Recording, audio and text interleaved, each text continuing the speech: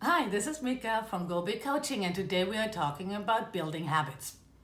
So, I am a creature of habit, and supposedly I've always been this way. My mother would tell you stories about how I was not happy about unannounced day trips, even when I was a little child, because it would break my routines. So, this is me, but that means I have a lot of expertise in building and living habits. So, I'm not telling you that there's anything wrong with being spontaneous or flexible, of course. Those are two great characteristics to have, and I am working on those too. But the habits, on the other hand, are important aspects of human life too, and they are not quite as boring as people always make them out to be. They give us structure, and that's a good thing. So, let's talk about how to build habits. I have 3 tips for you today. Number 1, it is easier to build habits in the morning. There are plenty of studies to confirm that, and if you tell me now, well, but I'm an evening person, same thing applies. It is about your start to the day. If you get up at noon, that's fine. We're still talking about the first 2 hours of your day. So if you want to start going to the gym regularly, or flossing, or meditating, whichever one, whatever you want to do, the best thing is to try to incorporate it into your morning. I'll talk more about morning routines in another video. So those are great anyway. Give you a great start to the day. Number 2, be clear about the rewards.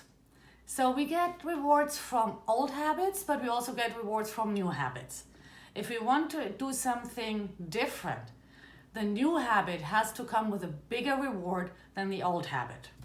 So let's say you want a less stressful morning and a less stressful commute to work, and your idea is to get up half an hour earlier. So the reward of having less stress in your morning is a big one. But if you go to bed too late because you like to watch your favorite show until midnight or later, then the favorite show will probably top the reward of having a stress-free morning, and you'll have to start there.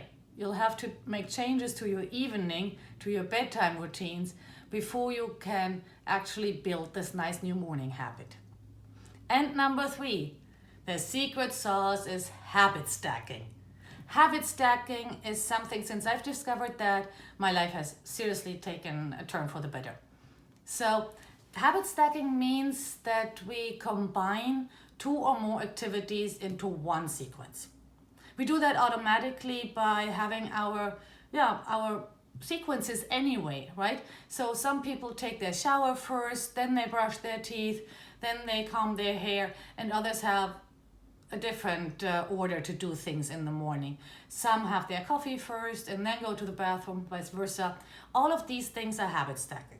So my example for habit stacking is, for instance, if I want to watch my favorite show, I check if I have laundry to fold, because that's what I do when I watch that show.